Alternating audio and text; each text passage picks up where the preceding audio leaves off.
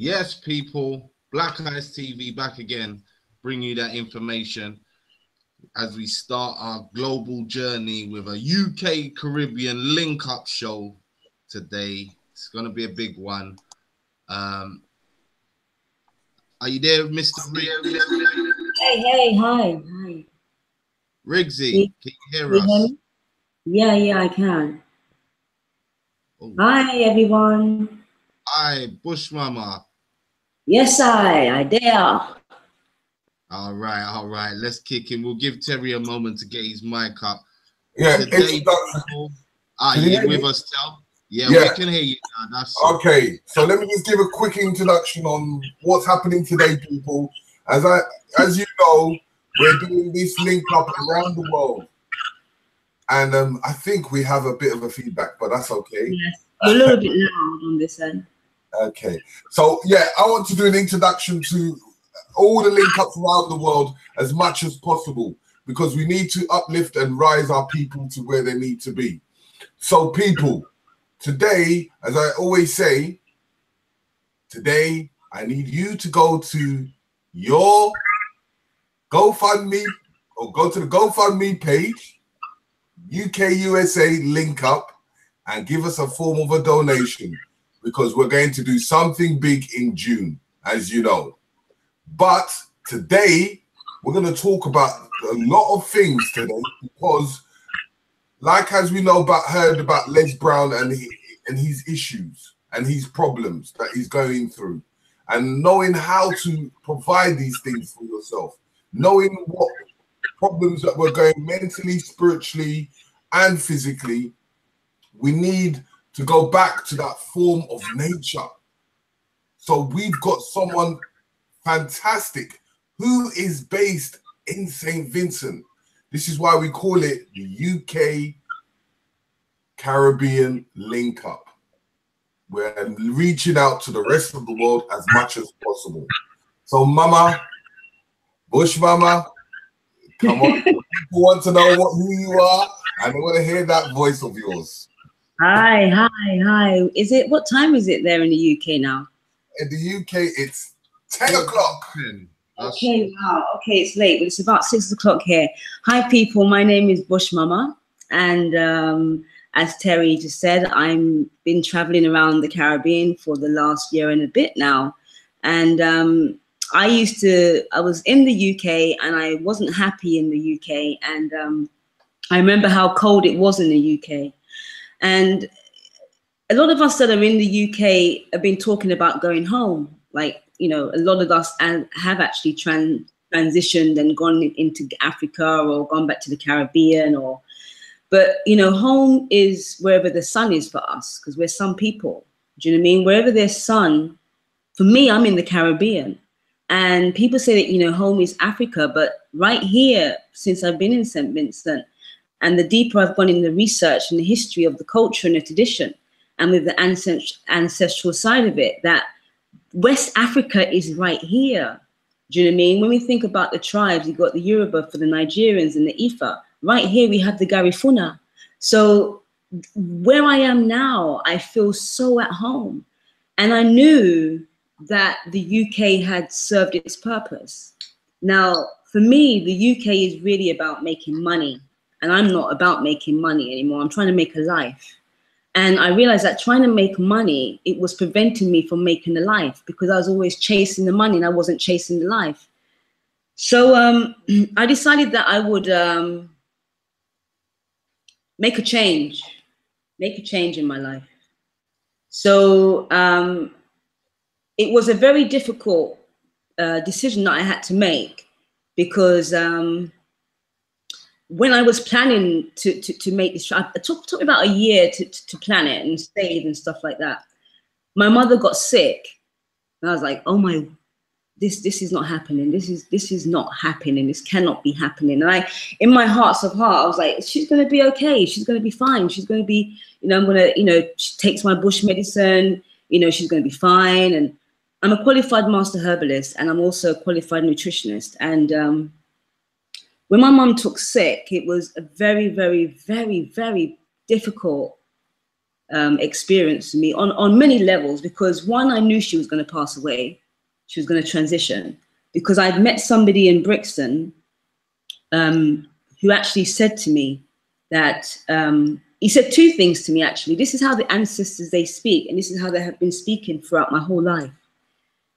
He said to me, your mom's not going to make it to the end of the year, and I was to leave the UK.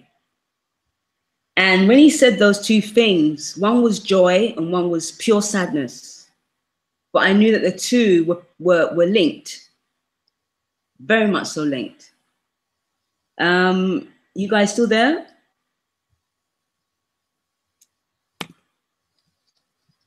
We're still there. We're listening. We're listening. We can hear you. Enjoying the information. Just making sure I haven't dropped out. Don't so worry. Okay. Go ahead, yeah.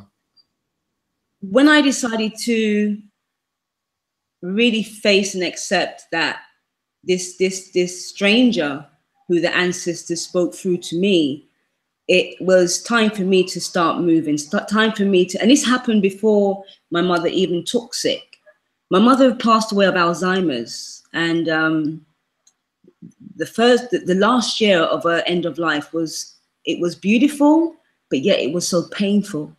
Now, anyone that's lost a close one to them, watching them transition with a perception of no acceptance is the most painful, heart-wrenching thing ever.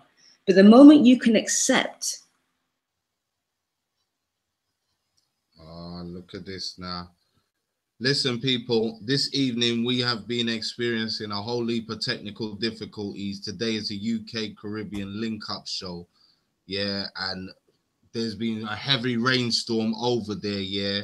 So I need people to bear with us this evening. The sister will be back in shortly, yeah, and we'll be getting back on. For anyone who doesn't know this evening, yeah, you are watching a UK Caribbean link-up show, the ancestral nature of mind, body, and spirit. And we have BushMama joining us, yeah.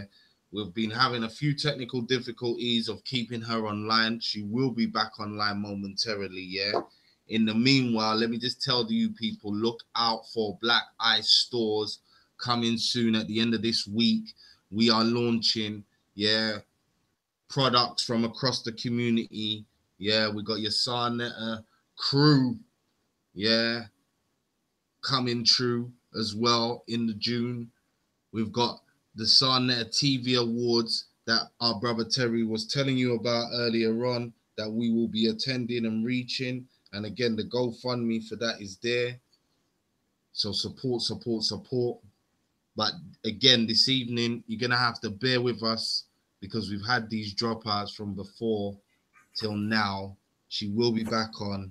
Mr. Riggs, anything you want to add while we're waiting? Yeah, as you know, today is a great day as we are trying to link with everyone around the world, as well as we want to link people in Africa, we want to link people in Europe, we want to link people in the USA. Wherever there's a Black person, we need to link them. So understanding, for us to able to do these things, we need as much help from the general public. The public is what helps us thrive and do the work that we need to do.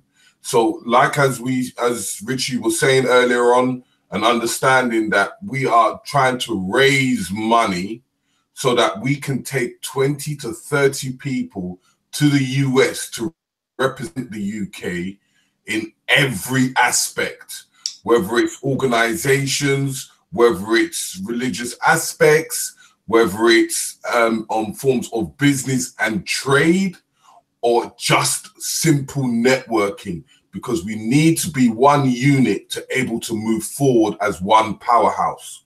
So for us to able to move in that one powerhouse, we're asking you to go to our GoFundMe and able to donate, even if it's a £1 or $1, whatever you can help to push us forward as one big, massive worldwide community, because it goes to aspects of our trade center. It goes to aspects to the trade center that we're putting up on the website. It goes to the streamlining. It goes to everything. So as you can know that we work with a whole heap of other medias like Titans TV, like HMP TV, like Contents Over Everything. We are all one big family. So we're asking you to help us progress, because even with the progression, we can able to bring people, even the youth, to bring them with us to make this historical legacy. Because not only that it's just an award, but it's in the Apollo, which is a legacy. It's in Harlem, which is a legacy. It's in the USA, which is a legacy. Which people from the UK coming to the USA is a legacy in numbers. This is something that will be making in the form of the history that no one has ever done. So we need the community to push us forward as much as possible. So I'm asking you once again, go to GoFundMe /UK USA link up and just give us a little donation. That's all we ask. So we can actually apply the work. We can show you the work, and we can even show you on the days of the event that people can't make it with us. We'll be doing it in a form of live show. So if you are ready for this, please donate.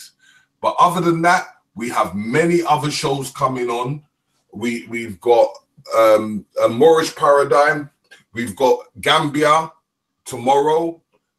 We've got Relationships on Thursday, and we have the special guest on the Friday. But we're going to try and give you the information and everything that we need. But today, we're talking about health. We're talking about all different types of stuff. So we have BushMama come back in here. That's all. She's coming back in now. Okay, so we're going to that perspective of understand. Well, remember the title, people. Yeah, this is the ancestral nature of mind, body, and spirit. Yeah. So understanding the perspective of how she lives, what she does, and what she's about. She's in the aspects of history and understanding her ancestral. She's into health, understanding how to live. Yeah, understanding that she's into forms of economics, of able to transportate different things and making the supplements and creating things for you as the general public. Now she's back into the forum. Hi, sorry about that. I don't know where I left off. Yeah, so we're just going into the beginning of your journey. Right, okay. So I started off in Barbados. I've always been into sustainable living, you know, eco cabins, the tiny house movement, eating off the land, growing your own food. It wasn't just something I wanted to read about anymore. I wanted to actually start getting practical. I read loads of permaculture books, you know, loads of Jim Hollison books. And I was like, look, I'm not going to be able to do this in the UK. And when I put my name down for an allotment, there were like 7-10 years waiting list, you know. So I decided to go to Barbados, and somebody offered me 5 acres of land for free. And I was absolutely elated. This is what I'd come for. And then I realized that the person that offered me the land was basically telling me that if you want land, land is everywhere in the whole of the Caribbean. If it's not him, it'll be somebody else. He was just an introduction to free land. There was no money or anything attached to it. It was like, look, you have this idea, I like it, take the land. The guy had 52 acres, so 5 acres wasn't anything for him. But what I'm trying to say here is that when we have a will to do something, and when we have a calling, and we have a purpose, and we trust the ancestors' direction, miracles, which I think are not really miracles, they're natural. Natural things happen, natural mystic, I call them. So in walking with the ancestors and accepting the process of death and doing the rituals to stay connected to my ancestors, not just my mum and my father, but my lineage, which is the Akan African lineage, and also the Garifuna Caribbean African lineage. We set up a kingship or a relationship or a companionship. And it's when we connect or reconnect, we get back our power. Because the things that's been happening in my life since I've really reconnected and dedicated my life to my ancestral calling, I would just say it's supernatural. There are some things that I share and there's some things that I won't share because it's literally out of this world what's been happening. So we've actually been spooked out about, okay, when we think about the Black community, it's the Africans or the Jamaican Africans that are basically saying, right, we're going back home. We're going to reconnect back to our ancestral roots, right? But it's not just about talking about it. It really isn't about talking. It really is making the time to really reconnect and do the things that we need to do. Because if we're not connecting to our ancestral roots, right? We talk about astral projection and, you know, spiritual this and spiritual that. Our ancestors are actually in the astral world, which I call it the astral. You guys might call it the astral. They're very similar. And the religion that we've been bound into and trapped into has taught us or programmed us to fear ancestral veneration. And for me, I know that I have to be my ancestors' voices because they're calling all of us, but we're not hearing them. So I've allowed them to speak through me. Do you know what I mean? And we have to, because being disconnected to our ancestors, which is our roots, you know what happens to a tree after you've disconnected to its root? After 2 days, 3 days, it starts to lose its blood, which is the chlorophyll. And if we lose blood, we're losing life because blood is our life force. So all of us, doesn't matter how much we're claiming to be spiritually this, spiritually that, Africans, whatever you're claiming to be, unless you have reconnected to your roots, you're living dead. We cannot survive spiritually. Look, we got another dropout, people. We got another dropout. Listen, at this point, yeah, I just got to speak to the chat room. Everyone's going to have to bear with us. This is a UK Caribbean link-up show. The first. We know there's some stormy weather over there right now, so the sister's having a few internet problems. But again, let me just take the time to big up the chat room. Big up to our usuals. Big up to Goddess. Yeah, big up to MBK in the house, always supporting the cause. Big up to KS, big up to Crazy from North Carolina. Yeah, big up to Elizabeth and everybody supporting and watching. Look, there's our sister. She's back again with us. Oh, she dropped again. It's one of them days, people, but trust me, you will be getting some gems from this conversation. And I know just from your comments, you're already feeling the sister in what she's saying and talking about in regards to our ancestors and reconnecting. Yeah. Sister, can you hear us? I wanted to do a quick announcement of people that have already donated, and just a quick one. It was we had a guy, Olu, was it Olu Soji, Olu, who donated. Jennifer Davis, John Robinson, Glenda Jones, Adam Bonsu, and Tony Mason. I want to thank you for donating once again, and we need as many other people to donate, because right now, people, we've only raised £266. We need 10,000 to get 20 to 30 people over. So I'm asking you, please help us get to our target. So even if you can just put that little £1 to £10, whatever you feel that is convenient for you, we're asking for you to help us to donate to raise that money as soon as possible for June. Thank you. BushMama, can you hear us? Can she hear? You got to unmute your mic, my dear. I don't think she can hear us. Hold up, she's just getting to it. No, your mic is still muted. At the top of the screen,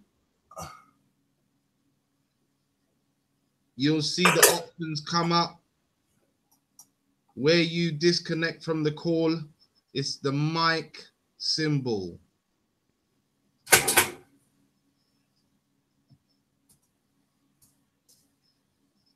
Okay, can you hear me now? Yeah, we can hear you now, my dear. Okay. There you are. This Google Hangout is very unreliable. Okay, we're gonna work with it though. We're working with it.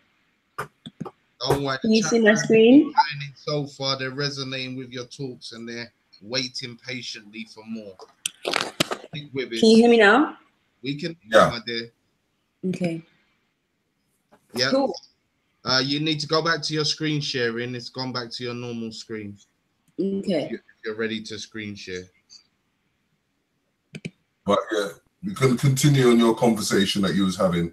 Yeah, I think I'm gonna have to log out again and come back. It won't allow me to screen share for some reason. Okay. We'll bear with you, family. Listen, people. Again, let me take this moment now to speak about Black Ice Stores. Yeah, coming to you soon. Yeah, it is a online platform, www.blackicestores.com, where you will be able to get all of your main teachers' products in the community. Yeah, she's back in now. Yeah. Hi. You on, my dear? Yeah. Can you screen share? Yeah, sure. All right, we're good to go. We're good to go. Okay. Right. Okay. So I was basically saying that from what you can see on the screen now, it says the ancestral family will make themselves known again through the living, and I'm living, and just to talk about living and nearly dying, I got caught up in the Dominican hurricane on this journey, and having a near-death experience. And realizing that at any moment I could die, we just didn't know what was going to happen next. And I remember saying to myself, and being in the safest place in the house, which was the bathroom, for about a good 2 to 3 hours while Maria was doing her thing. And I remember I went through different emotions. I went through fear, I went through doubt, I went through this, I went through that. And I thought, any minute now I could die. And I told myself, if I'm going to die tonight, I cannot and will not die in fear. And when I said that, something miraculous happened, because I just sat there in the corner meditating and really speaking to Maria and saying, look, if your energy, because remember, everything is energy. We believe everything is energy, yes? Most definitely. Mm-hmm. Right. So we preach this every day, that I'm an energy being, or, I'm a higher person or higher consciousness. Everything that we talk about, which is spiritual, is connected to our ancestors because they live in the spirit world. But yet we're so fearful of connecting to them. I don't understand why. Do you know what I mean? Because we're saying the right things. We're saying that we're spiritual beings having a human experience. We're saying that, I'm spiritual. I'm no longer religious. We're saying that we want to astral travel.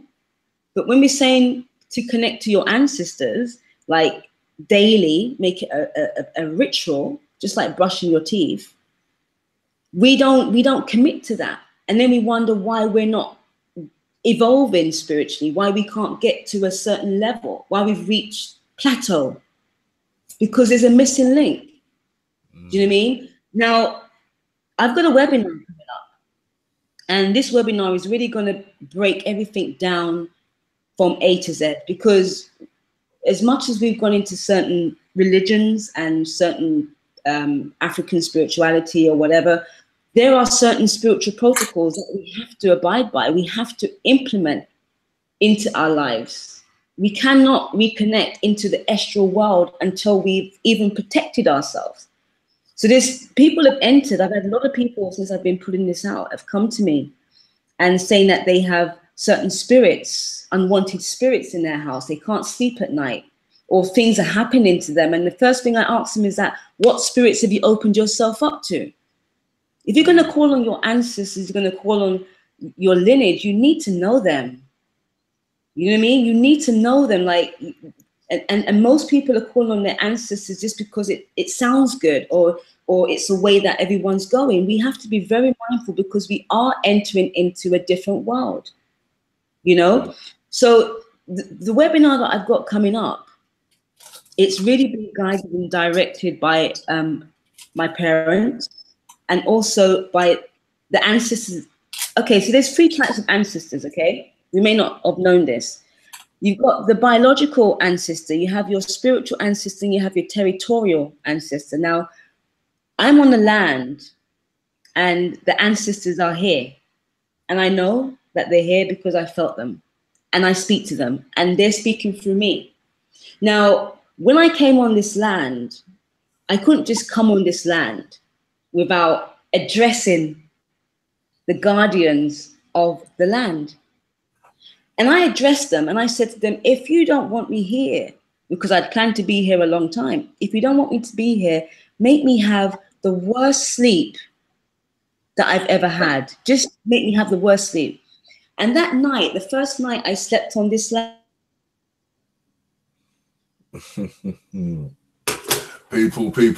People. As we're having this indication of her dropping out because of the weather over in the Caribbean, we will keep on going as much as we can, as much as possible, and giving you the information as much.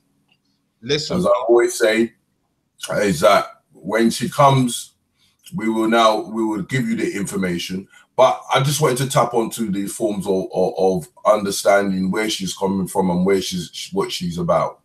And most of you understand when you're in the predicaments, this is how you find a lot of the herbs and spices that we look for. Because, you know, as you know, our health is our wealth, your wealth. So, yeah, Richie, continue. It's a joke business out here, mate. People in the chat room say that's a cliffhanger. Yeah, damn right it is. Yeah, don't worry, the sister will be back. And again, thank you all. Look, see her here. She's joining us again.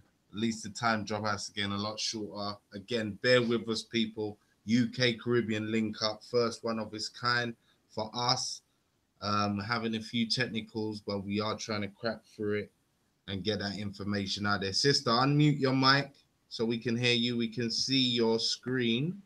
Okay. All right. There you go. Is that good? Yeah, we can see you. Okay, cool. All right, so we're just going to work with the technical hitches. Yeah, we just. All right, so what you guys can do for me, if you guys can just interject so I can know that you're there, so I'm not talking to myself. Okay. So yeah, this whole ancestral journey for us as a people, we really need to take it more. I'm not saying that we're not taking it serious, but we can take it more serious and make it a part of our daily lives, like consciously.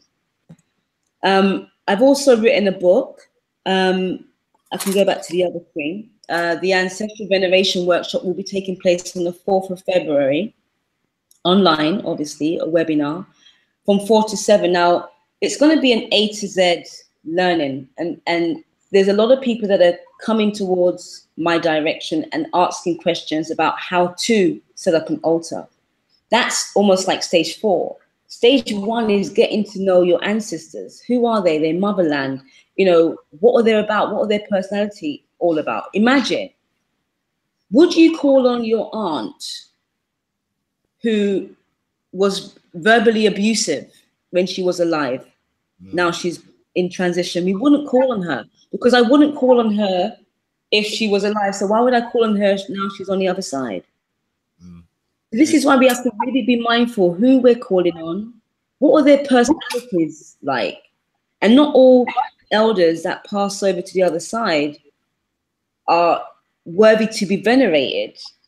Veneration is something that, as a community, like yourself, Terry, like yourself, Rich, you're in the community, you're active. Do you know what I mean? You're helping people, you're a bridge, you're linking people, you're listening, you're finding solutions. Now, when you pass as elders, you have every right to be venerated because of the works that you've done in the community. Do you know what I mean? So veneration isn't just for all humans that pass. Now, there are some ancestors or elders that on the other side, they realize their ways and they can ask for forgiveness. And we, in our own times, when we're ready, we can forgive them. Definitely. So we have to be really mindful who we're calling on. We have to know because there's a lot of unwanted spirits that are looking for opportunities to just, you know, take advantage of an ignorant person. It doesn't pay to be ignorant in the astral world. It really is quite dangerous.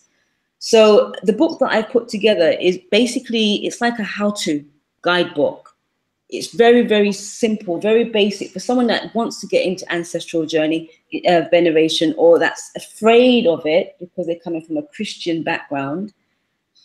If you can worship the Holy Spirit, you can worship your ancestors. And it's not even a worship. We're honoring, we're acknowledging, we're loving still, we're staying connected. And I'm not knocking Christianity, but if you can worship the Holy Spirit, then we can worship our mothers and our fathers. Definitely. I want to ask a question quickly. Yes. You was talking about your sleep, and someone said, what kind of sleep did she have the first night, and what was the third she was going on to describe? 3 things. Yeah, you was about to describe 3 things before it dropped out. Before you were saying about your first night's sleep, and you was just about to say there's 3 things I want to talk about, and that's when you dropped out last. Well, I probably mentioned the I can hear myself feedback. Okay, I probably mentioned that there are 3 different types of ancestors, ancestresses. There's the territorial ancestrals family, and there's also the biological, and there's also the spiritual. That's the only time I think I mentioned 3. Yes, that's it. And you was about to go in on it. Oh. The hangouts, the ancestors are trying to destroy. Listen, who's in the chat room that's not worthy of this information? What's that? Come on, tell the truth. Yeah. Everyone needs to cleanse loving this channel. Yeah, come on now. We gotta get this thing together. I want everybody to meditate on this. We need this information. This is the school. This is the school of thoughts. So we're open-minded to every single thought that we have within our community. We embrace everybody because it's one unity, one love, and one peace.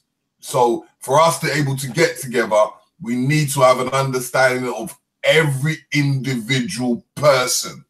So when they're dropping the information and the knowledge, take your notepads out, take your pens out, record, understand, so that when you are engaging with people, you know what people are about.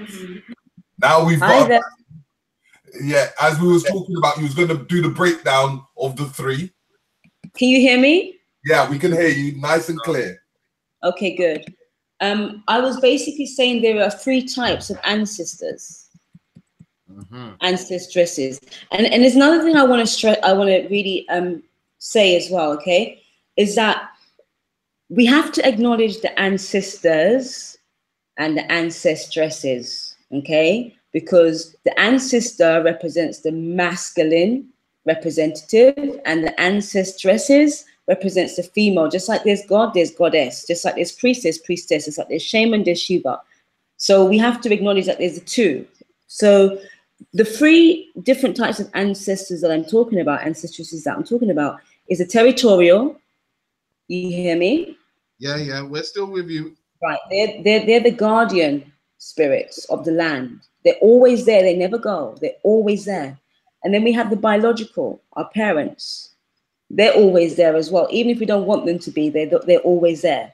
And then we have the spirit guardians. And that could be maybe somebody that could be like a hero, or somebody that you've called, or, you know, a good friend. It could be anybody that's in the spirit world that was very close to you, like an aunt or an uncle. Does that make sense? Definitely. We're with you. Like even if your sister had passed away, they will still be there. Okay. They're always there, whether you acknowledge them or not. They're always there because they're omnipresent. They can be in many places all at once. Well, and just for those people that aren't, you know, layman terms, remember, energy cannot be destroyed. It can only convert. So they're not going anywhere. That energy, exactly. And that's what we have to acknowledge, that we cannot destroy energy. So how can they be dead and gone? How? If your energy cannot be destroyed, how can they be dead and gone? Okay, so we talk about this astral travel. I astral travel every time I go to sleep because I enter into the astral realm naturally. Whether you're conscious of entering it or not conscious of entering it, you enter it. Now, sleep is just like a mini death. We die every night, but none of us are afraid to go to sleep. So what we have to do, we have to rethink this thing. We have to rethink what it means to be a spiritual being, and what it means to travel in the astral world, and what it means to reconnect to our ancestral family, and what it means to reconnect to the roots of our lineage. I haven't got to the bloodline yet.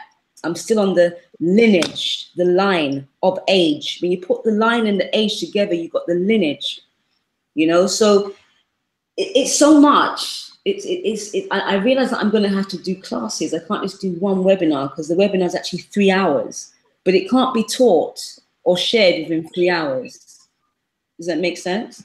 Definitely, it needs to be broken down in place. Just what you've Definitely. described already is a separate section for each one of those Right. sets of practices that you've talked about, I think. Because again, I don't think a lot of people even used to hearing those different sets. They're used to bloodline and cultural ancestors. And Right. most people think of, you know, cultural greats, one as inspirational ancestors, or they go to direct bloodline family members, etc., etc., as far as cultural. So as far as land goes and those areas, I know a lot of people will not have heard or investigated, even if they have heard the titles, not investigated it to the full extent. So yeah, definitely, this is good information. Continue, my dear. Yeah. So okay. So I'm working with a number of families here who have a large amount of family land, ancestral land, and there's a ceremony that we must execute before we even think about doing any deals or any rebuilding or any development. We have to make sure that the guardians of the land are at peace, because if they're not at peace, you won't be at peace on your land.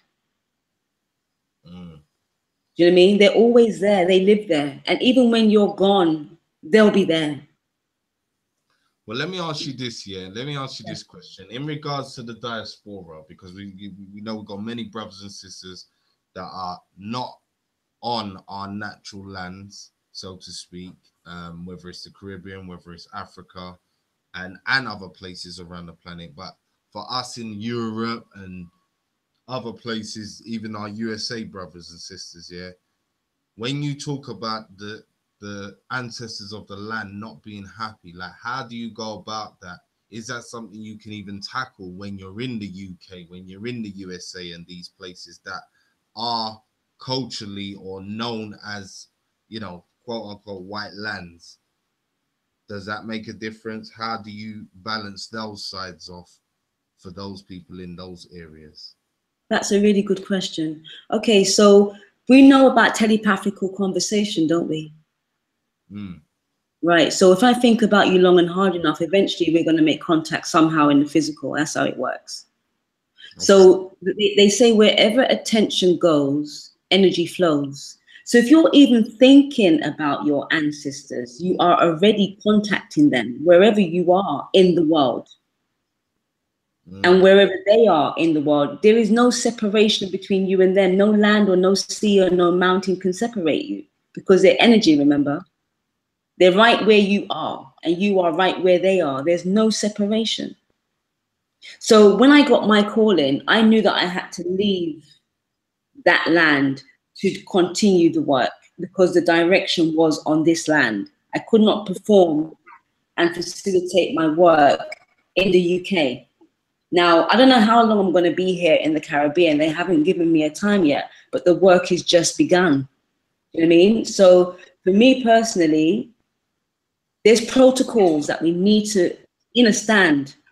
There are certain protocols, just like I wouldn't come to your house without letting you know I'm coming. That's a protocol because it's just respect. I'm now infringing on your personal time. You didn't know I was coming. I didn't arrange. I just turned up.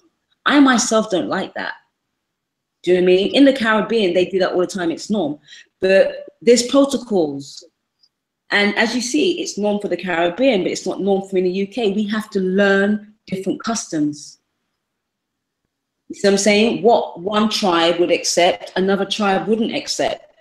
So what tribe do you belong to, and what's the customs of your tribe? You have to find that out for yourself. Indeed. So you don't just call upon your ancestors because you're Yoruba or you're Ifa. You need to know your soul group. It's deep. You know what I mean? Just like each bunch of grapes, you have 10 bunch of grapes in a box. Traveling from Brazil to the UK, some of them are going to fall off. They're not going to be a whole bunch by the time they get to the UK. And that's what's happened to us. We've fallen off the bunch. So we need to find our personal soul groups. And that's what we spend our whole lives doing, trying to remember who our soul groups are, who we are, what purpose we serve. And if you want the answers, our ancestors have it. And our ancestors don't have to always be physical. Trees have knowledge. They've been there well before man. But we have to be in tune. And when we need that, go ahead. No, I was just about to say that leads directly into the next part, because obviously the title of the show is the ancestral nature of the mind body. Right. It's all within nature. Nature's, we was talking about that. So again, go in now on our surroundings and how important that is, which you was just about to touch on. Yeah. Okay. So our surroundings play a really massive part, because they say you become a product of your environment eventually, right? So our environment plays a massive part on how we think. Our diet plays a massive part on how we behave, you know, and how we think. Everything that we do, even the company that you keep, can infect you in a negative way, right? So it's not just levels of 1, 2, 3, 4, 5. We're going into depths here, and it has to be a process. It has to be stages. We can't just say, right, I've woken up now. I'm no longer European. I'm African. I'm going to worship my ancestors. You can't do that. It's so dangerous. There's a process. You know what I mean? And the first process that you have to be right within yourself. There has to be an element of love, which love, when I talk about love, I'm talking about a frequency, a vibration, an energy, right? If you don't have enough love in you, you're not going to be protected. Love is your protection. And as this slide says, it's impossible to live in peace with self without love for self. So really, you're going to go into the astral world, right? Where there's negative and there's positive beings living. Just like if a man was a rapist and he dies a rapist, that man is died with that same consciousness. He doesn't just become, you know, enlightened when he goes onto the other side. You die with your consciousness. That's why it makes sense to die conscious and not die in fear. That's why I said I knew if I was going to die that night in the face of Maria, which was a category 5, I told myself I'm not dying in fear. So I had to deal with fear very quickly. And I say to all of us who are saying that we're conscious, me claiming that I'm conscious is so easy. Oh, I'm conscious and I can speak it. But really, consciousness is not even a word. It's not even a word. It's a state of being. Do you know what I mean? It is a state of being. So what we need to do, we need to get our veils. We need to open up the veil, because if the veil is not open, just like if a parachute is not open, it's fatal. The parachute's got to open up in order for it to balance itself, in order for it to flow. So if we don't open up ourselves to what ancestral veneration is really all about, we are in danger, because we're leaving the material world to enter into the astral realms, where the negative and the positive spirits are living as one, just like how the negative humans and the positive humans live as one. It's the same. Yeah. And there's nobody. I mean, I could be wrong. There isn't anybody, because when I was looking for someone to really guide me in regards to ancestral veneration. Maybe nobody was supposed to guide me. Maybe it was the ancestors' job to do that. But there wasn't anybody. In fact, I wasn't ready then anyway. That's probably why there wasn't anyone. I wasn't 100% ready. But there's protocols, and we really have to know what these protocols are. It's really imperative, really imperative. I've had some really serious connections with some negative beings, and if I was a fearful person, I would have been in some serious trouble, and I mean that. You cannot enter that realm with fear. You cannot. It's almost like, okay, do you guys know about ayahuasca? Yes. Yeah. Okay. And all right, you know what they do, right? Go ahead, enlighten us and for the audience. Okay, so what ayahuasca do? We in nature, in nature, she's our first mother, right? And that's why we all got to return to her. Eventually, we have to return to her in one way or another. We cannot survive without her in us. The food that you're eating, if it's not natural, you're going to have to return to her for the medicine anyway, because even if you're on pharmaceutical drugs, they're only suppressing what you're really, or masking what you're really feeling. So really, she is the cure and she's the prevention. So eventually we have to come back to her. Either we're living in her, eating her, or connecting to her. We have to return back to her. So ayahuasca is a plant teacher. She's put them within her sphere for us to tap into when we're ready, just like marijuana, just like mushrooms, just like iboga, just like peyote. They're all in nature, right? And I just discovered some new ones, and this one is called Angel's Trumpet. Now, what these plant teachers do, they open up the veil. They remove the veil of the material world. Now, the material world is third dimensional. You only can see from a third dimensional way. Now, when you go into the spirit realm, you have to make sure that your density, your frequency is of a rate that you can connect to the other realms. If you're dense, you can't connect. It's almost like trying to tune into a radio station and you hear the you can't hear the music. You can't hear the sweet melody because it's too distorted. Most of us are tuned in like that. Well, your signal's stifled.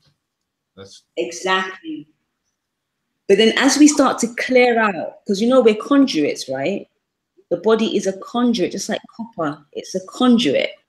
And if we're not fine-tuned, like if we're not clean on the inside, if we're carrying malice, if we're not forgiving, if we're carrying old, dense stuff, even if we're eating flesh, because flesh is dense, right? We have to really look at this on a energy level, because we're spiritual beings, we're energetical beings. And energetical beings mean that we're electric beings. Electric beings mean we need our light beings, and light beings need to be eating light food.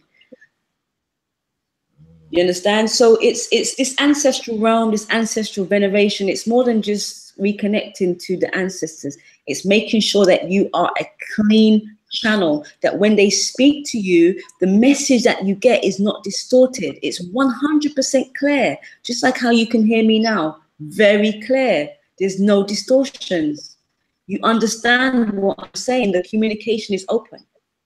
Now, I've dropped out a couple of times, and when I was talking, you couldn't hear me because we lost the connection. You see? Yeah. It's exactly the same thing. Yeah. They can't hear you, and you can't hear them. So how can they guide you, and how can you be guided if you cannot hear the messages? We have to stay connected. Definitely. Okay. You gonna try and screen share? Oh, I thought I was screen sharing. No, we can't see it at the moment. You know what?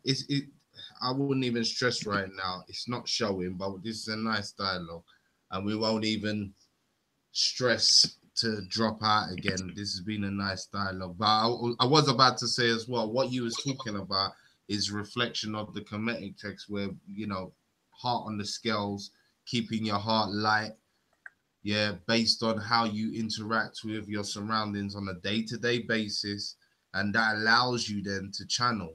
That allows you to be on that level where, again, you can go to the next level and you're not locked down in a light code frequency because you're too dense, as you're saying. But yeah. You know what we have to really get back to nature. I can't stress it any. I can't. We really do. In some way, somehow. Not all of us are able to leave the UK, and you know, I've really been traveling on pure faith. I really don't have any money, which is okay. It's good for me actually. I'm trying to live without money because money is a master for many. And I didn't want it to be a master of myself, so I had to find a way to live without it or not depend upon it too much. But if you're chasing money, you can't be chasing life because they're the opposites, you see. They're the absolute opposites. So a lot of our sisters, especially because we are the omega, right? Men came from us. We have a womb. We have a vortex. We are the carers. We are the nurturers.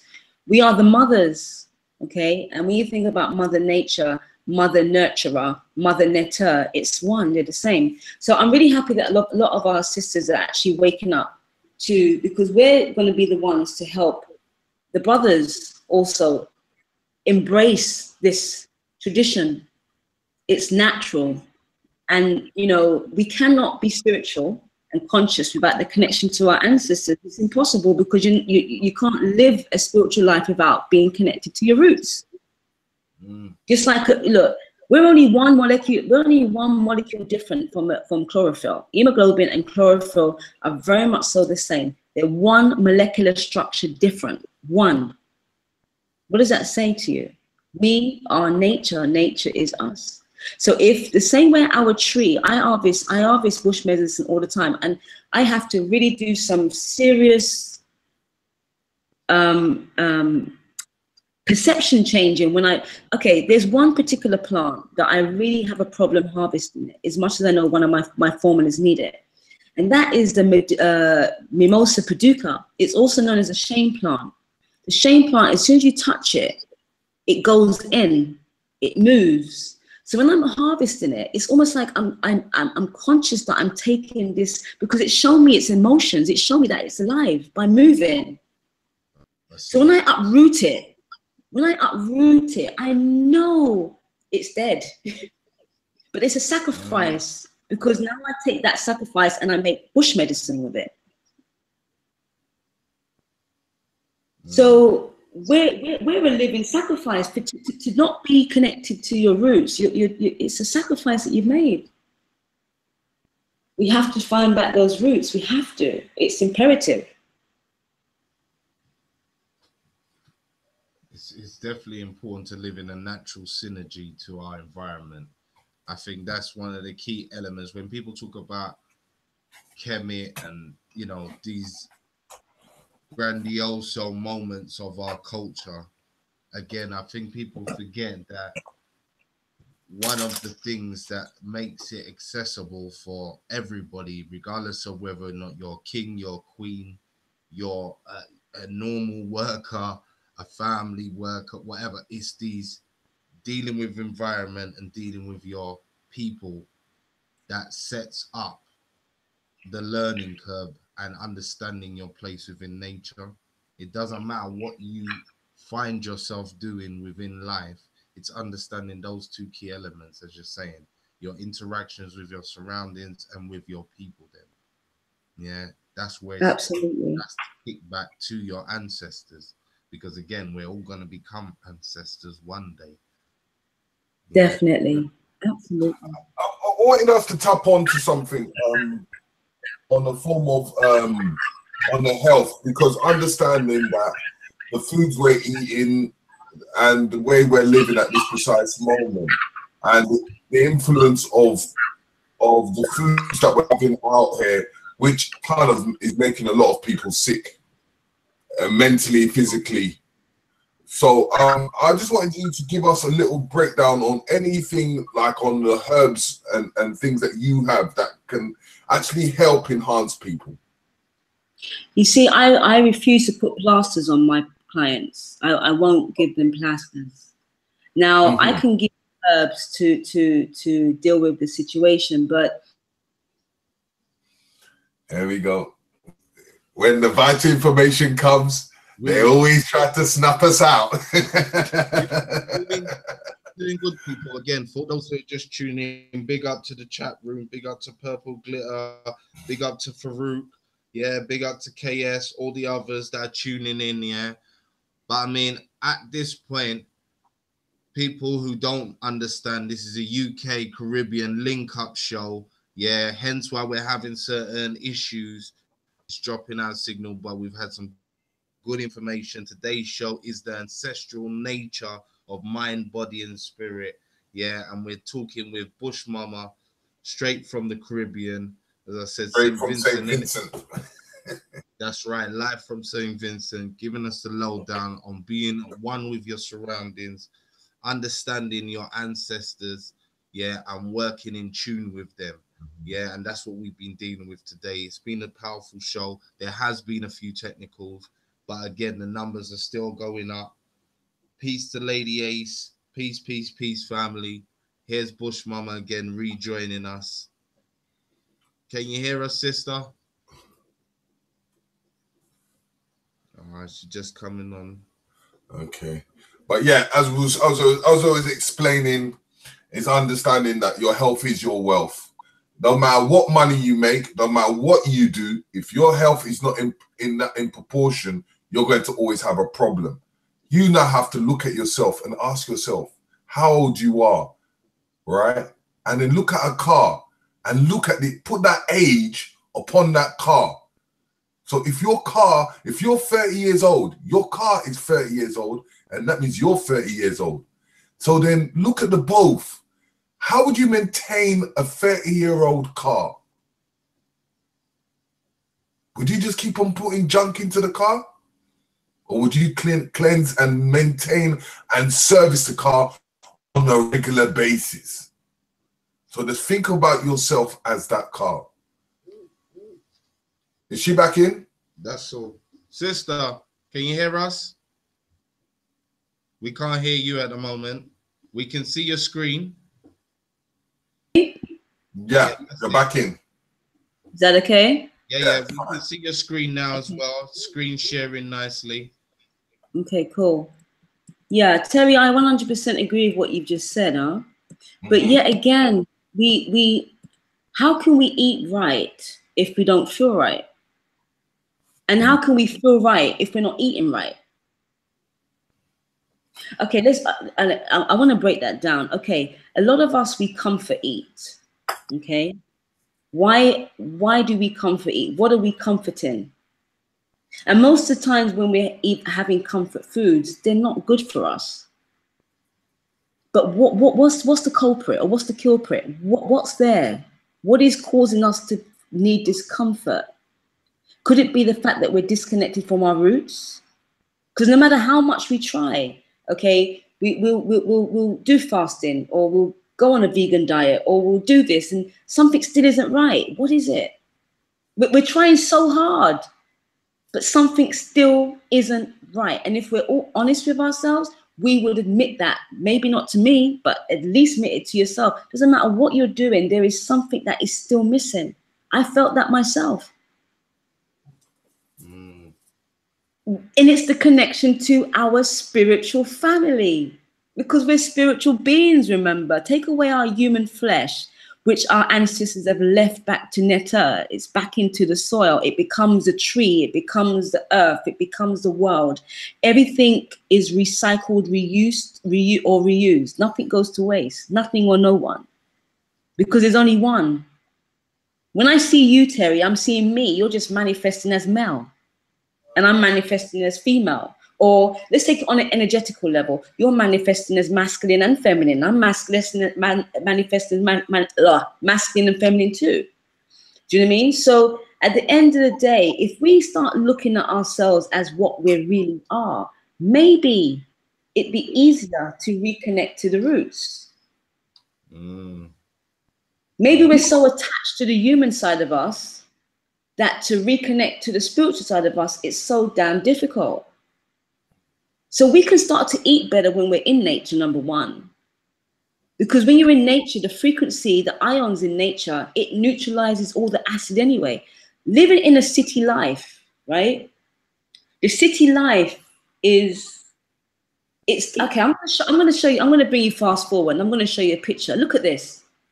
Look at the city, okay, and look at St. Vincent. Can you see that? Yeah. The city looks naked, and it looks dead. There's no life in the city.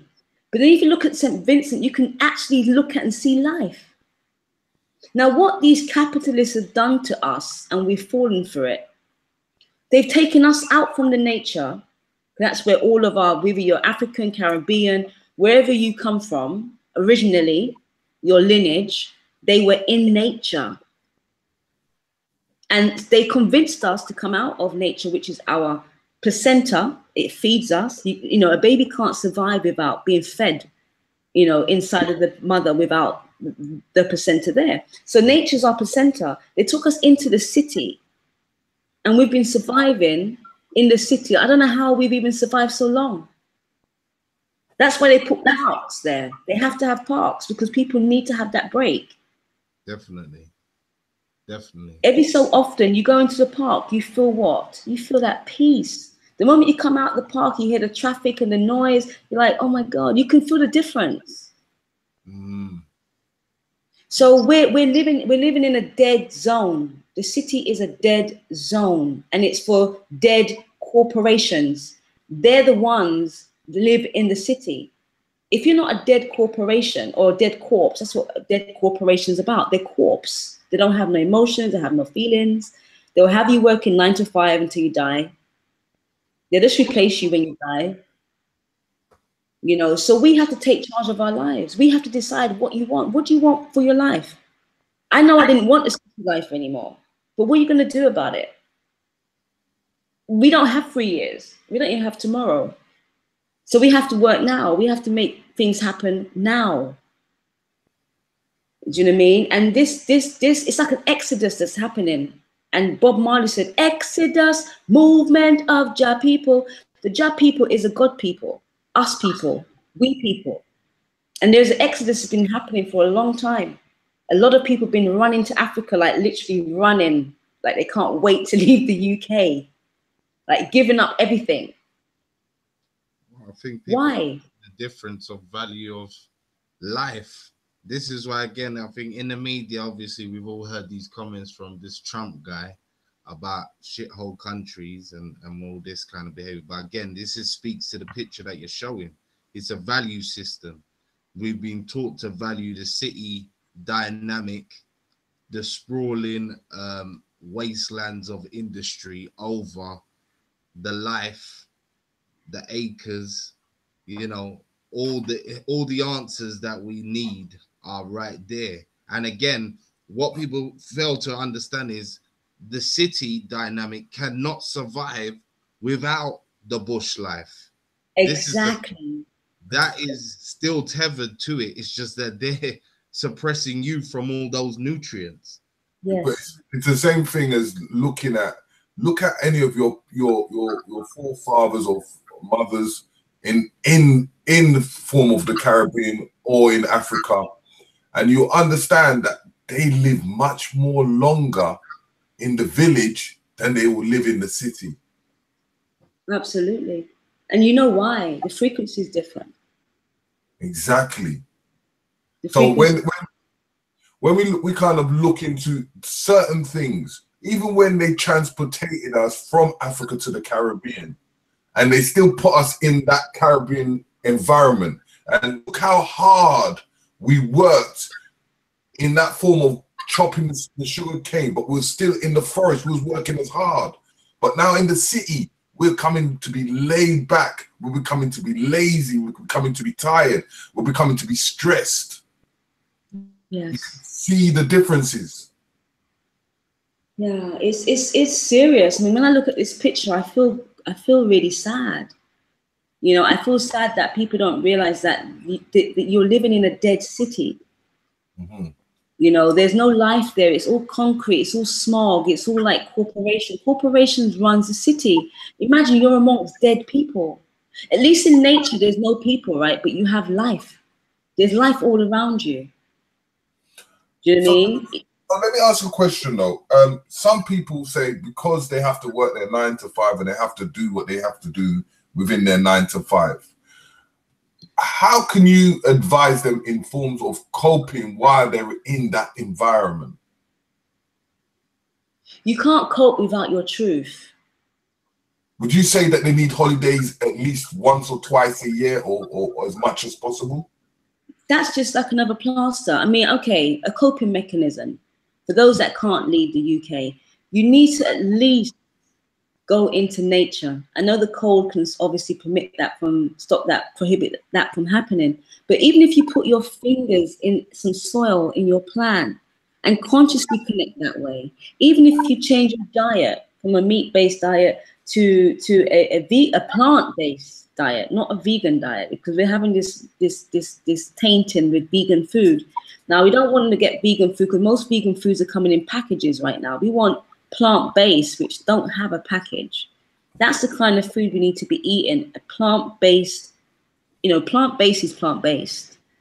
Vegan now is, processed plant-based. We're talking about the stuff that hasn't been processed. We need more of that. Bush tea. Drink at least a couple of bush tea every day. It clears your mind. It keeps you healthy. Now, at the end of the day, you're living in the city. You have to detox on a regular basis. You have to take some time out, go into, the parks, or go on a vacation twice a year. Not everybody can afford it.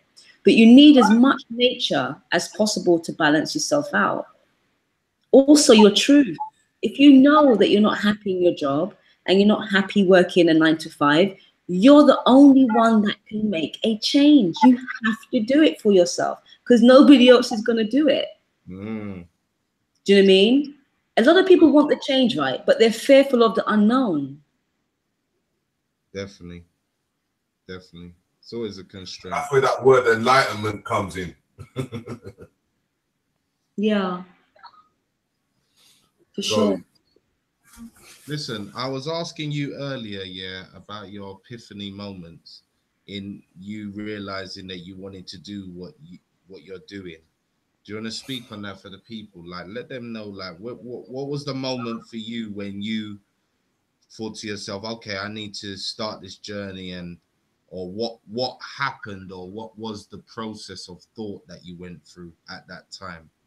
Okay, well, remember I was told in the beginning that I had to leave the UK and I had to basically prepare for my mother's transition. After that, it was just a series of guidance from strangers that were speaking to me, and I knew they were speaking to me through the ancestors. So I knew I had to. I knew I had to go. I knew I had to start the journey. So I remember asking this lady if she had any land that she would like to rent, and she said she has some land in St. Vincent. This was like about 2 years ago. And I said, okay, what you do with your land? And she's, oh, it's just there. I said, can I rent it? She goes, are you serious? I said, yeah, I'm serious. I'd like to rent it. It took her about 20 minutes for her to realize that I was being serious. So anyway, she said I could rent the land. And I got all the things underway. And this is when my mother took ill, when all the contracts were going through. And obviously, I had to make sure my mum was going. Oh man, as Callum would say, oh man. It's all good. Listen, one of the things that the sister was going to talk about was a thing called permaculture, and I just want to draw the people's attention again. If you go back in the Black Eyes TV archives, you'll see a video by a brother called Faleke. He also does Orisha drumming, and he's an Orisha priest. But one of the things he does do also is permaculture, which is taking a plot of land and building sustainable energy sources. And basically, after, I think it's 3 to 5 years or so, that plot of land is completely sustainable for food, energy, whatever you're looking, all the things, the immunities that you'll need to survive. It basically works to deal with that. It's an ancient culture. It's something that we used back in the day. It's high levels of agriculture, but I know the sister's going to come back on and speak on it a bit more. But for anybody that is interested and just wants a bit better roundup on it, or some more information, go back into the Black Eyes TV archives and you check out that video, and go and look at the other videos that we have and shows on a range of different subject matters. Remember, people, this is UK Caribbean link up today. Yes, why it's been a bit sticky. Our sister's back on now. Yeah, and this is the ancestral nature of mind, body, and spirit. Yes, sister, you back with us? Yes, I am.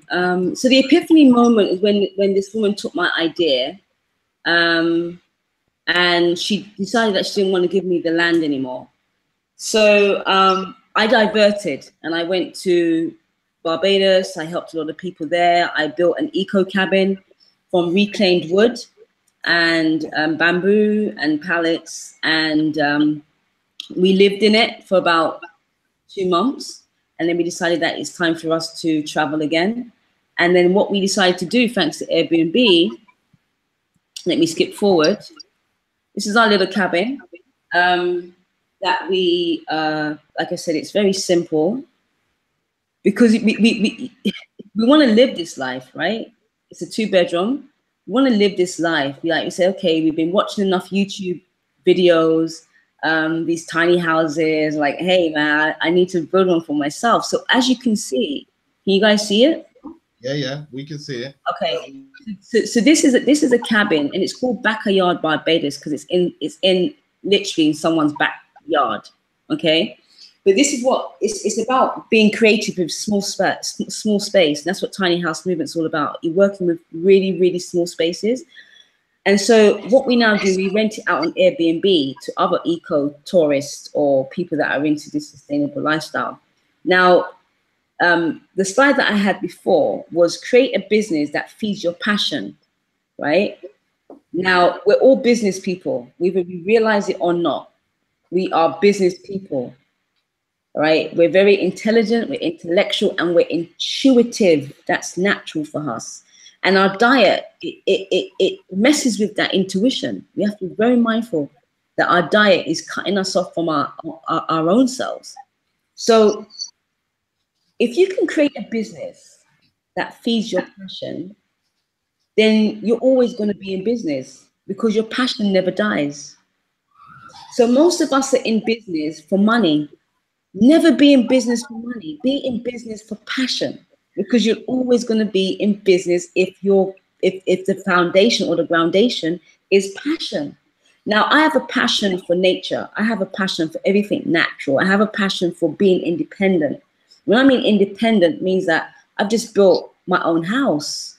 It's a shack, but it's mine. You know what I mean? That's stage 1. So stage 2 is you continue.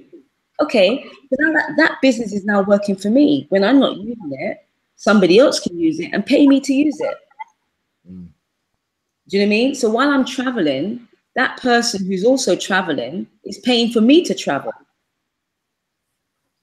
So what we need to do is find our natural talent. We have natural gifts that we're naturally good at. Nobody has taught us. We didn't go to school to learn it. I didn't go to business school. I've never built a house before in my life before, but I have a passion to create. And if you have a passion to create something, just like Terry and Rich, like you both have created this platform, you must have had a passion. Otherwise, it wouldn't have manifested. Most definitely. And it all goes down to intention. You know, the intention plays a big part. So we have this cabin. Now that's been rented out.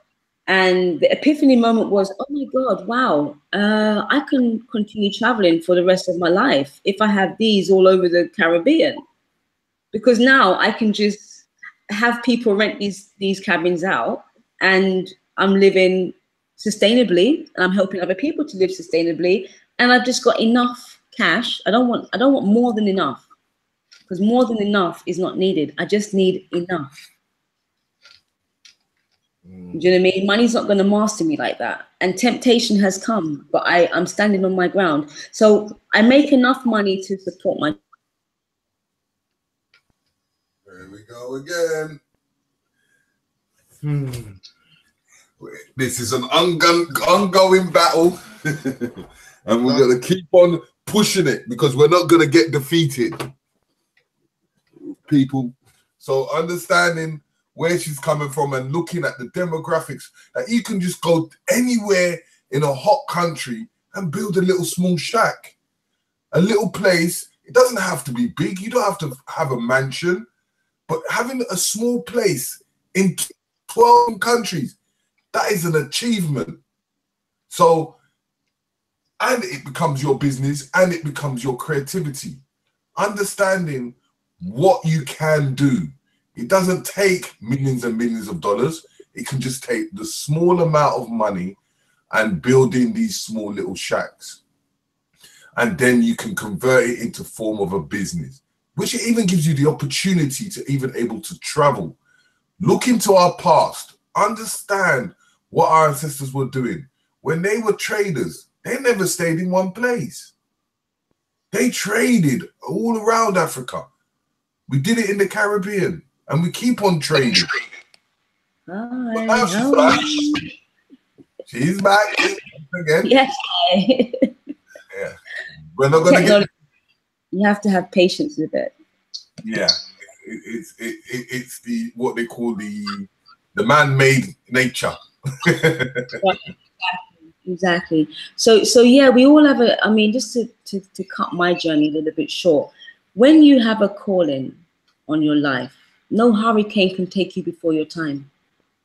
And we all have a calling on our life because we're still here, and we've gone through our own hurricanes. I'm sure. Whether it be emotional, spiritual, or physically. We've gone through our own hurricanes, right? And we're still here, persevering. Like Rich told me that is a single mother, the single father. And I'm like, it's hard. We've just won, more or less too. You go through your personal hurricanes, but you're still here and you're still fathering the best way you can. So we have ways to cope. You know, we found ways that we can cope and survive the hurricanes, but within the hurricane, we serve a specific purpose. Rich, you serve a specific purpose. Terry, you serve a specific purpose. BushMama serves a specific purpose. And we have to find what that purpose is. My aha moment was when my ancestor says, you are to be our voices. You are to speak on behalf of us for the land, specifically the land. Specifically, I have such a deep connection to the land. It's like I have to touch the land at least 4 times a week. Otherwise, I can feel it. That I feel like I'm being drained of energy. That's like taking my feet off and just standing on the soil and absorbing the energy from the sole of my feet and really breathing it up to the top of my chakra, crown chakra. And this is like connecting. Remember, the heart is spelled like the word earth. The heart and the earth are one. So if we can connect to the earth through our heart, then we become one. And that's what they call grounding. You know, they call that grounding. I call it connecting. So I've had many epiphany moments, huh? So this is a picture of the before and after. When I used to look, can you see this? Yeah, we can see it. Okay, so you can see one looks more green than the other. This is what I used to look out of my window, my balcony, and I used to see this every morning and be so thankful to see God. Look how beautiful. And then after the hurricane, there was no greenery left except for on the ground. What I'm trying to say, my brothers and my sisters, you invest in garments, okay? You invest in your personal attire. You invest in material things. But listen, after the hurricane, even though the trees and the houses and the roofs were gone, ever guess what was still there? The land. What does that mean? It means that we should be investing in the land. Because hurricanes come, tornadoes come, storms can come, everything can disappear, but the land will always be there. It has intrinsic value. And another thing that I want to mention that really doesn't have anything to do with this topic, I'm sure it's another topic, it's where we're going as a people. We're going straight into digital currency. No. That's taking us away from the land. It's taking us so far away from the land because the land is not digital, it's natural. So even paper money was more natural than the digital because at least it was made from trees. Even every time you touch paper money, you were still connecting to mama. Now they're going to take you completely away from her. You can't even touch your currency. It's going to be in the air. So we really have to be forward thinking. If we're talking about economics, and we're talking about sustainability, we're talking about a community and working together as a people, we need to be forward thinking now, literally, because digital currency is not going to be helping us in the long run. And me, I tell you so right now, it's not going to help us. It's going to entrap us. So I'm just a bridge. I'm just really experimenting. I don't know what the hell I'm doing. I'm just. And there we have the next cut off. Listen, people, again, I want to thank everybody for showing the patience this evening, because we've had some good information, but we have had a rough ride with this Google Hangouts today. We are coming from the Caribbean to the UK, so that is why there's more problems than not, because there is a storm over there right now. It was raining hard, so this is why we think that she's dropping out so much. But I hope so far what we've managed to get out there for the listeners has been good, and you can go back and listen to it again, cut out obviously some of these dropouts and get to the informational bits that you need. Here she is back again, then she's gone again. This yeah, it's one of them. It's just one of them days. Trust me. But you know what? As I said before, it won't defeat us. No matter what it is, we're going to give you the information, because you people out there deserve this information, because only if you get this information is how we can unite.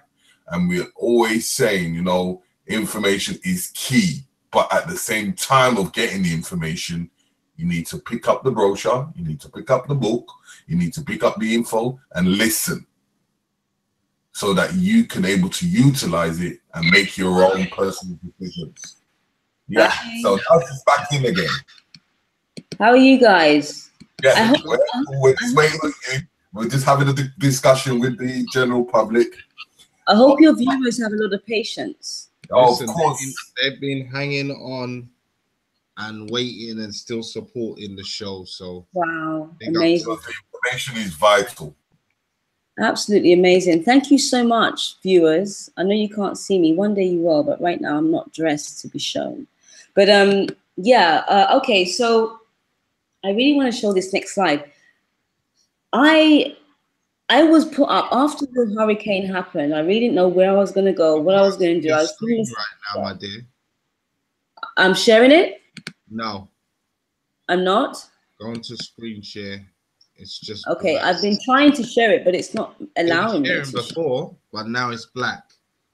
Okay, so what I have to do is come out and come back in, I'm afraid. That's fine. So as I was saying, people, when you have the opportunity, help us in the form of our donations, because, as I said, this is a legacy that we're trying to format in the USA. That's why we're doing the UK USA link up. Hello. Yeah. Go back here now. Really. All right. So after the hurricane, I had no money. I had money, but not enough for me to think about renting somewhere so soon. I had money coming in, but I had to wait for it. So this amazing woman, after the hurricane, we all came out the next day, just happy to be alive. And she was there, was having a conversation, and she invited me to her house that same day. And I went, and we spoke, and we shared. Everybody was sharing food, but then because I've been reading about survival in an apocalypse, I've been reading a lot of survival guides and stuff like that. Whenever there is a catastrophe, you have to think about food. While everybody was thinking about being happy to be alive, we went to the store and we stocked up, because we now know that there's not going to be no food. And lo and behold, after 3 days, 4 days, all the shops sold out food. After there's no food and there's hungry bellies, then you're going to start get different. You're going to get a different dynamic, and the people started to get. It was crazy, but I understand why it was happening. But this lady said, "Look, I live in Guadeloupe. She also lives in Dominica, and she also lives in Antigua." She's like, "Look, come and stay with me." So what you can see now is a villa. She had 3 villas, and she put us up in one. Are you there? Yeah. Okay, cool. And she didn't ask for a penny. Not one penny did she ask for. When I say when you're working with the ancestors, right? You deserve the best because you're gonna make a lot of sacrifices. Me caring for my mum and having to put my plans back, and they know that I had to put it back. That was a sacrifice. It really was a sacrifice, and they honor sacrifices. So I deserve the best, and I expect nothing but the best. I may not have no money, but money doesn't give you the best. It shouldn't. So she put us up, and we worked with her. You know, we did a lot of healing with her friends. We did a lot of ceremonies. You know, we connected to the land, and it was just amazing. And we're still friends. In fact, she's coming here next week. So we've been meeting amazing people along the journey who have just been willing and able, in a position, who have the money, because we don't, to really look after us, and we can exchange our skills. Now, I have valuable skills. My skills are priceless. So what we're learning to do now is to barter with our skills. Now, if you meet a rich person that has 4 villas that doesn't know really what to do with it in a sense of promotion, marketing, take that off of their hands. If they're going to put you up in a villa, at least have a fair exchange. And that's what we've been doing, like all around the Caribbean, and it's really worked. I did it in Bali as well. You know, I stayed in free homestays because I did them websites. I made them global. They weren't global before, they were just local. So when you have valuable skills and you're traveling as a nomad, I'm what you call a digital nomad. I make my money online. And when I don't like to say that, I make my money online. It sounds not what I'm about, but I make enough cash in order for me to live. Do you know what I mean?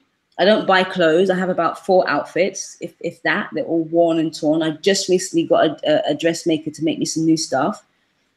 So I'm living a minimalist lifestyle in the midst of nature, and materialism is not even a part of it. It really isn't.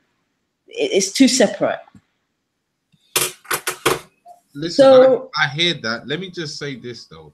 Yeah, yes. And you know, you bring up something just then that I think a lot of our viewers are gonna resonate, but I think should be connected to what you're trying to say about the land. In this digital age, just like my sister said, there's still ways and means and skills that you can make the technology work. Just like how right now with this technology, we're able to do this UK Caribbean link.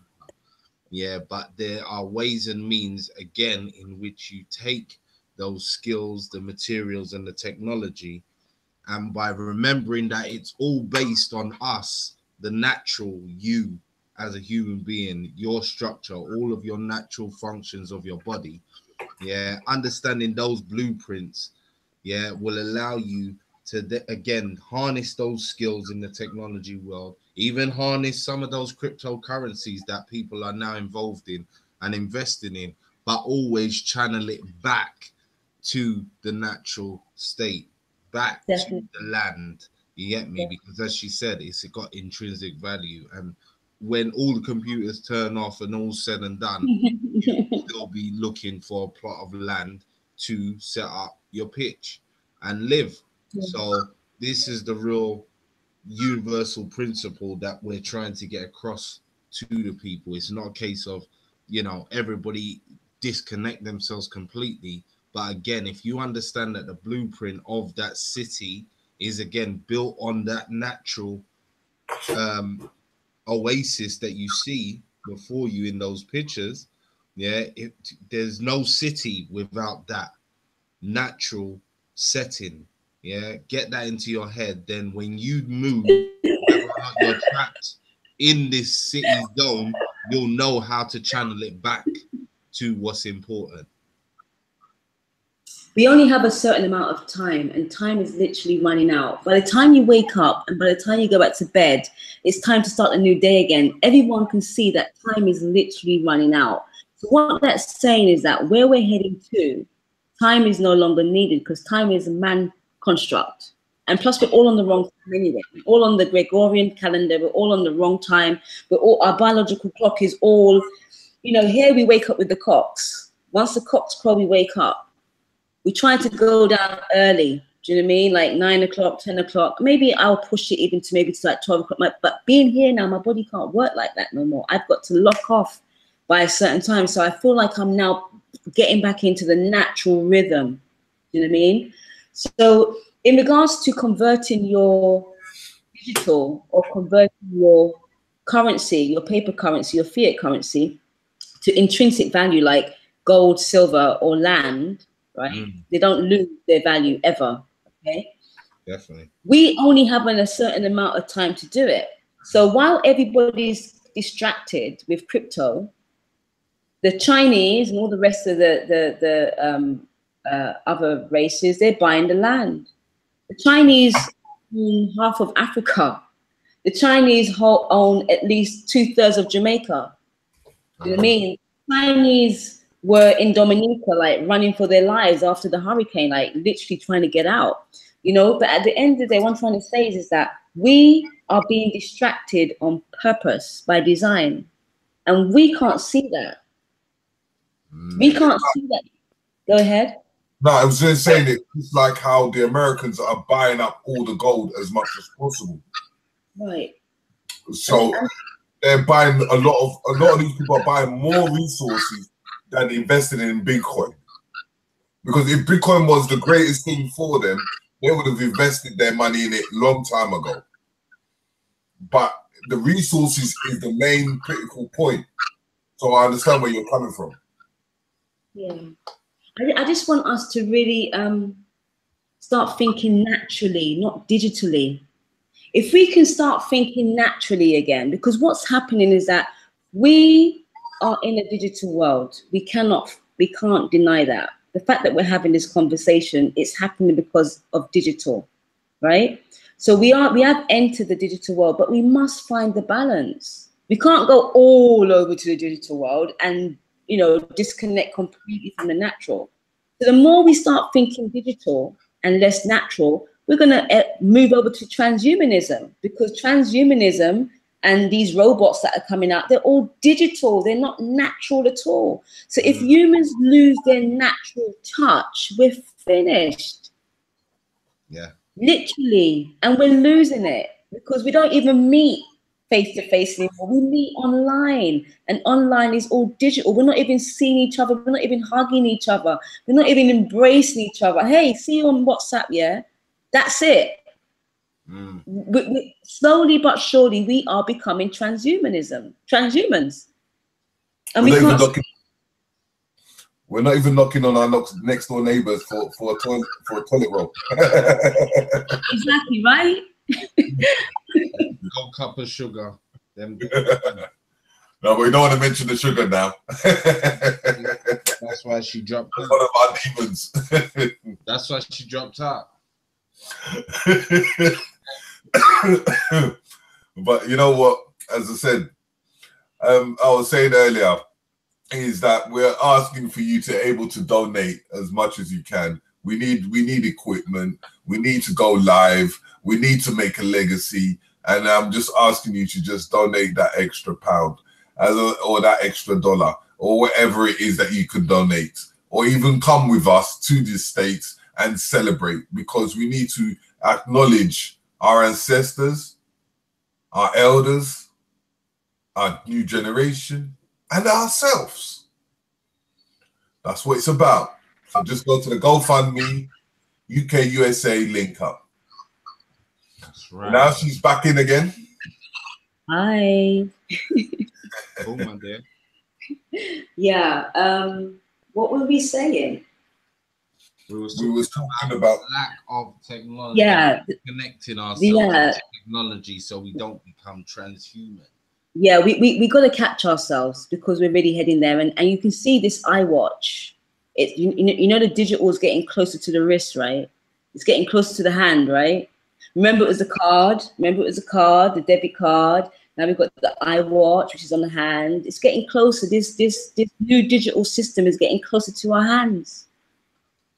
We have to be very mindful where we're going. We mustn't allow ourselves to be a part of that. We have to set up another system. And the system that we're trying to set up here, not even trying, we are is Nature for Life. Nature for Life is a system, but it's a natural system. You're going to come and live in a community. You know, when I was growing up, and I will always remember my mama for this, right?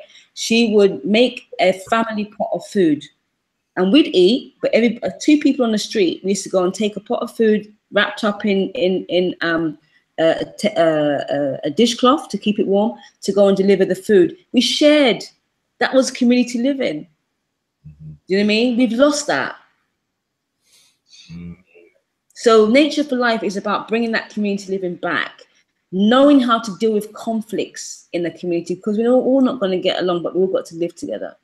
You know, it's finding that non-violent communication to communicate with each other with. And ego is violent. As far as I'm concerned, ego is very violent, because ego always has to be right. So it doesn't matter when you're talking to ego. Once ego has gone to volume 10, it becomes a violent communication. So we're trying to get this thing balanced out. And like I said, it's trial and error. Nobody's given us a handbook and said, look, this is how you build a community. So Nature for Life is all about, you come here for 2 weeks. That's the minimum. People can stay up to 6 months. And you work the land. You're here to work with the land. And you're here to work with yourself in the land, the frequency of the land. Reconnect. We give you loads of free time.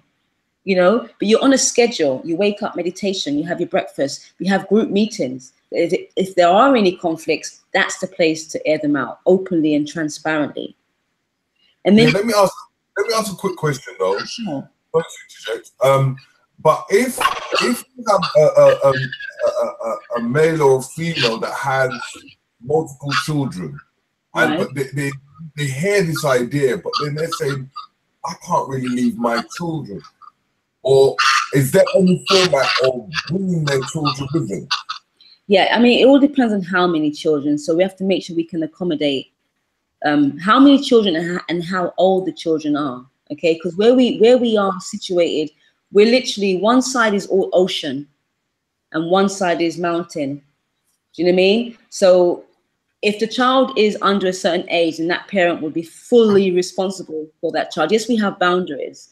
But the right now, what we're doing, we're developing the land, and we have volunteers coming in and helping us to set the boundaries up. It's raw land, and I'm going to show you in a minute. It's beautiful.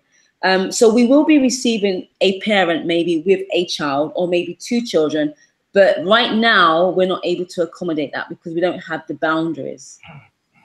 If the child is maybe 8 and above, yes, but 5 and below, not yet.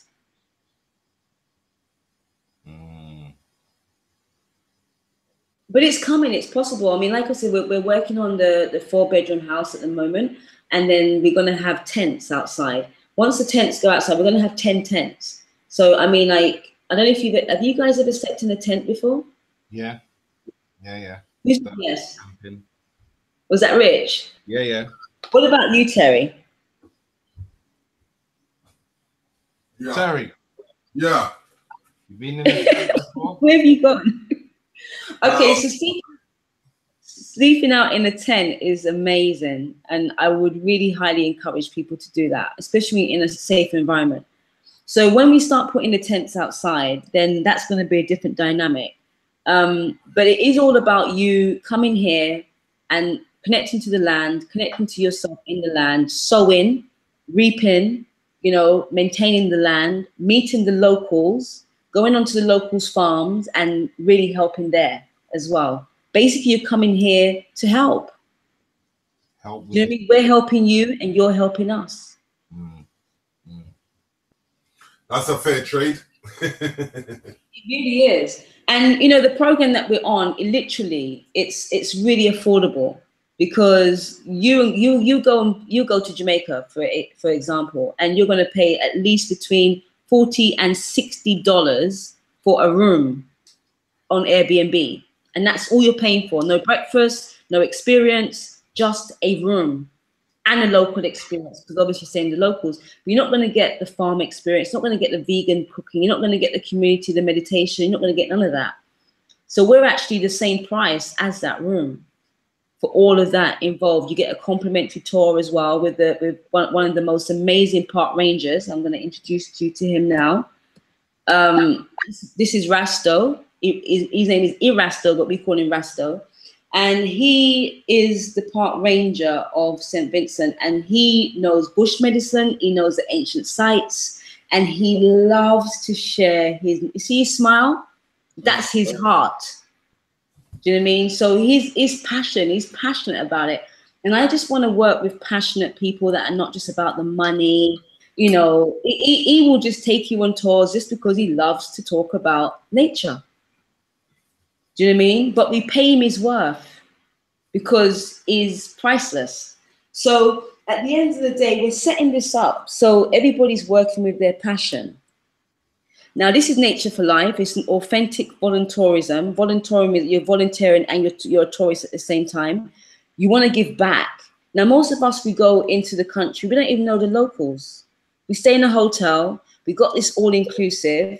We're having this holiday. Yes, you deserve it. But what about coming out and getting to the locals and seeing what's going on in their lives and seeing how you can make an impact, a positive impact? Do you know what I mean? You can't make friends in a hotel. You're just going to make friends with other tourists. So this whole community-based tourism, we really want to make people more aware of it. Come and have a holiday with the tourists. You're going to know about their culture, their tradition, their foods, their mindsets, their hearts, their struggles. You're going to know about their life because they're always open to share.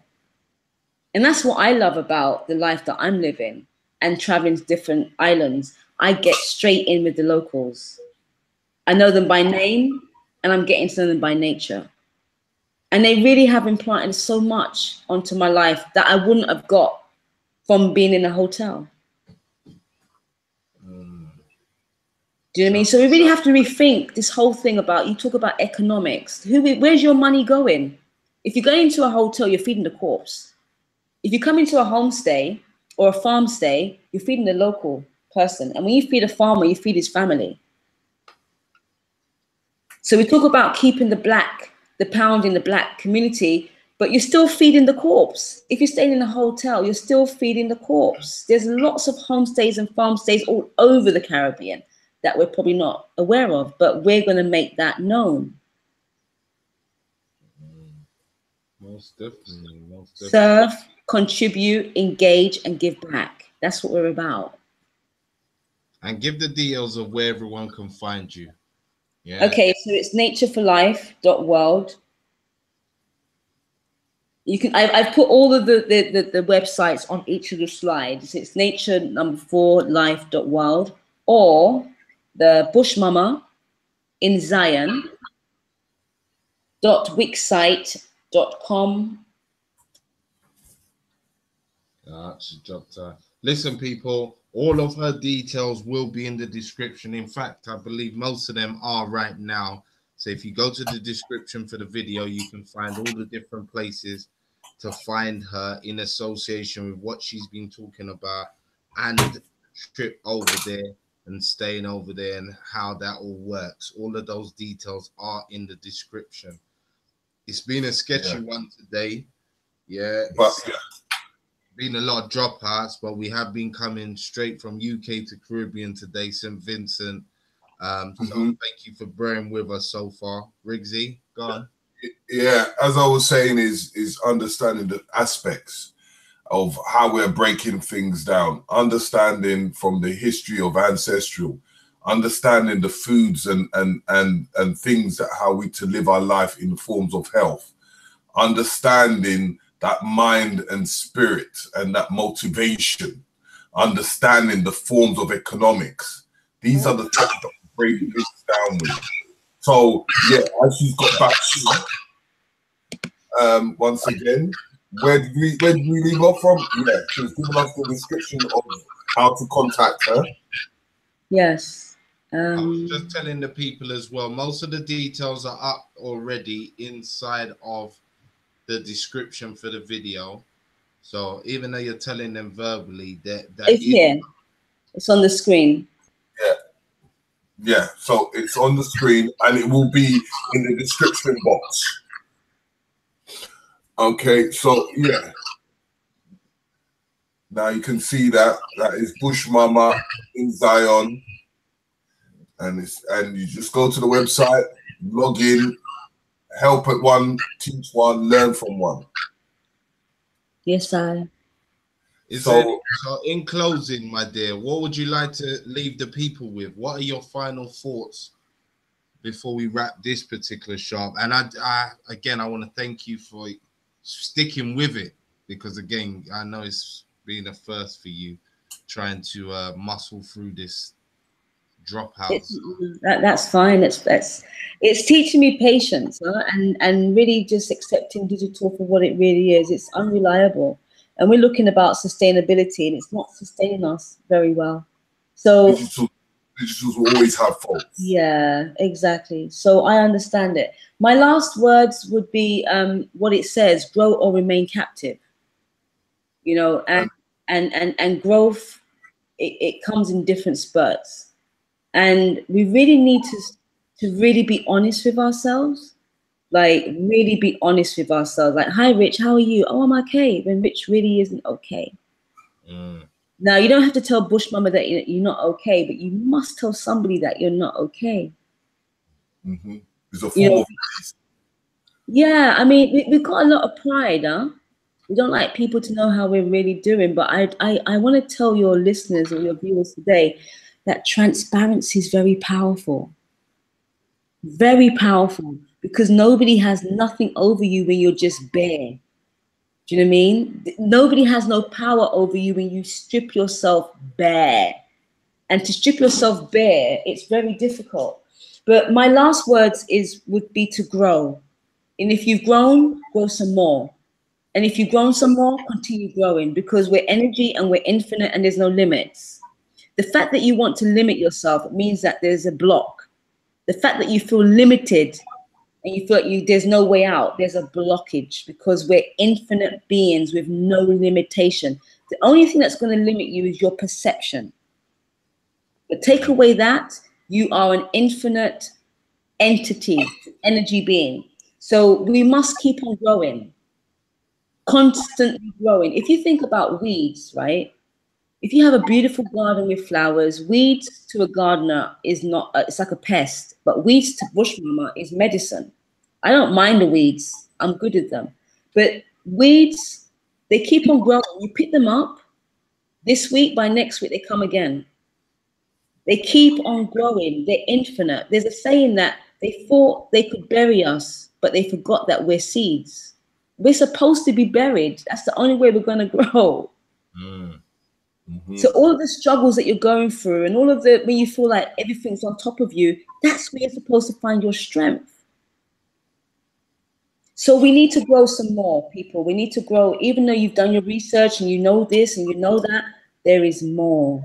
Don't ever get comfortable with what you know. Don't ever get complacent with what you know. Always strive for more. It's got nothing to do with greed.